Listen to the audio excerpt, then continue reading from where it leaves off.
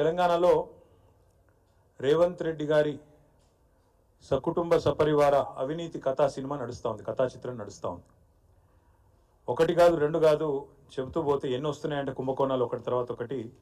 నేను వాటన్నిటి లోతుకు పోకుండా ఒకే ఒక్క కుంభకోణం 8,888 కోట్ల కుంభకోణం, 8,888 crores కుంభకోణం గురించి నేను మీ దృష్టికి, రాష్ట్ర ప్రజల దృష్టికి తీసుకొని వస్తూ ఉన్నాను.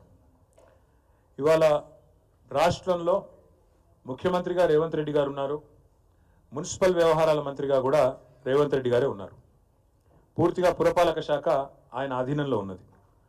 ఆయన ఆధీనంలో ఉన్న పురపాలక శాఖలో అమృత్ అనే కేంద్ర ప్రభుత్వ స్కీమ్ ఏదైతే ఉన్నదో దాని కింద ఈ ప్రభుత్వం వచ్చి రాగానే, డిసెంబర్లో ప్రభుత్వం వచ్చింది, ఫిబ్రవరిలోనే ఈ కుంభకోణానికి తెరలేపారు. ఫిబ్రవరి మొదటి వారంలో 8,888 కోట్ల వివిధ మంచినీటి పథకాల కోసం పట్టణాల్లో, తెలంగాణలోని వివిధ మున్సిపల్ పట్టణాల్లో మరి టెండర్లు పిలిచారు. టెండర్లు పిలిచిన తర్వాత ఎట్లా అయిపోయిందంటే ఈరోజు రాష్ట్రంలో బావమరిది తమ్ముడికేమో అమృతం, తెలంగాణ ప్రజలకు మాత్రం విషం అన్నట్టుగా ఈ అమృత్ టెండర్ల వ్యవహారం కానీ రాష్ట్ర ప్రభుత్వ నిర్వాహకం కానీ తయారైంది. ప్రతిపక్షంలో ఉన్నప్పుడేమో ఆనాడు కేసీఆర్ గారిని, మా గవర్నమెంట్ని కుటుంబ పాలన అని నోటికొచ్చినట్టు దూషించిన రేవంత్ రెడ్డి ఇవాళ తెలంగాణ ప్రజలకు సమాధానం చెప్పాలి. అమృత్ టెండర్లలో ముఖ్యమంత్రి కుటుంబ సభ్యులే భారీ అవినీతికి పాల్పడ్డారు. నా దగ్గర ఆధారాలు ఉన్నాయి, మీకు ఆధారాలు కూడా ఇప్పుడే మీ ముందే పెడతాను. అమృత్ టెండర్లలో సాక్ష్యాలతో సహా వారు చేసిన అక్రమాలకు పూర్తి స్థాయి ఆధారాలతో సహా మా దగ్గర ఉన్నాయి, ఇప్పుడు మీ ముందు పెడతాం. నేను నిన్ననే కేంద్ర పట్టణాభివృద్ధి శాఖ మంత్రి మనోహర్ లాల్ ఖట్టర్, ఎంఎల్ ఖట్టర్ గారికి నిన్ననే ఉత్తరం కూడా రాశాను. ఇది కేంద్ర ప్రభుత్వ పథకం అమృత్. మరి ఇందులో 8,800 కోట్ల కుంభకోణం జరిగింది. దీనిలో మీరు వెంటనే నిగ్గు తేల్చండి, దీనిలో నిజాలు బయట పెట్టండి అని చెప్పి నేను కోరాను.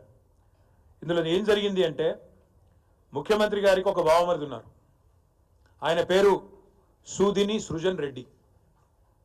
సూదిని కుటుంబం, సూదిని సృజన్ రెడ్డి. ఆయన కంపెనీ పేరు Shodha construction limited. Shodha construction limited. ఏం చేసింది ఈ ప్రభుత్వం అంటే, ఆయన కంపెనీకి అర్హతలు లేవు, ఏమీ లేవు. 1,000 కోట్ల టెండర్లు దక్కించుకోవడానికి ఆయనకు గత నైపుణ్యము లేదు, గత అనుభవము లేదు. అక్కడ అసలు కనీసం టెండర్లలో పార్టిసిపేట్ చేయడానికి ఆయనకు ఉండాల్సిన ఆర్థిక వనరులు కానీ, ఆర్థిక పరపతి కానీ, ఆర్థిక సంపత్తి కానీ ఏదీ లేదు. అందుకే ఏం చేశారంటే, ముఖ్యమంత్రి గారి డిపార్ట్మెంటు ఆయన స్వయంగా జోక్యం చేసుకొని ఈ పబ్లిక్ హెల్త్ టెండర్లలో ఆయన చేసింది ఏంటంటే, Indian Hume pipe company limited, IHP అంటారు దాన్ని అడ్డం పెట్టారు. అడ్డం పెట్టి ఐహెచ్పిని పిలిపించి మీరు బిడ్ చేయండి అని చెప్పి ఆ కంపెనీతో బిడ్ వేయించి ఆ కంపెనీ మొత్తానికి టెండర్ వచ్చేటట్టు చేసిండ్రు. చేసి ఏం చేసిండ్రు తర్వాత ఆ కంపెనీకి రాసిన ఉత్తరం ఇది. ఆ కంపెనీ సెబీ నిబంధనలకు అనుగుణంగా, సెబీ రెగ్యులేషన్ 30కి అనుగుణంగా, ఎందుకంటే అది లిస్టెడ్ కంపెనీ, స్టాక్ ఎక్స్చేంజ్లో, నేషనల్ స్టాక్ ఎక్స్చేంజ్లో, బాంబే స్టాక్ ఎక్స్చేంజ్లో అది లిస్టెడ్ కంపెనీ. వాళ్ళు ఏం చేసినారు, మాకు ఇగో 1,137 కోట్ల వరకు వచ్చింది, ఇందులో ఇదొక్కటే మాకు దొరికింది, ఇంకా దొరకని చాలా ఉన్నాయి, అందుకే 8,888 కోట్ల కుంభకోణం అంటున్నాం. ఐహెచ్పి అనే కంపెనీ వారు ఎన్ఎస్సికి, బిఎస్సికి ఏం రాసినారంటే, ఈ 1,137 కోట్ల వరకు నాకు తెలంగాణలో water supply projects and sewerage projects under Amrit 2 by government of Telangana మాకు వర్క్ వచ్చింది. అందులో మేము ఐహెచ్పి అనే కంపెనీ కేవలం 20% మాత్రమే మేము ఎగ్జిక్యూట్ చేస్తాము. ఇలా స్పష్టంగా వాళ్ళే రాసిండ్రు, మీకు ఈ కాపీ పంపిస్తా చూసుకోవచ్చు. అంటే 1,137 కోట్ల వర్కులో ఏ కంపెనీ అయితే అర్హతలు ఉన్న కంపెనీ ఉందో ఆయననేమో 20% పనిచేస్తారట. ముఖ్యమంత్రి బామ్మర్ది మాత్రం 80% పని మాత్రం ముఖ్యమంత్రి బామ్మర్ది మాత్రం చేస్తారంట. అంటే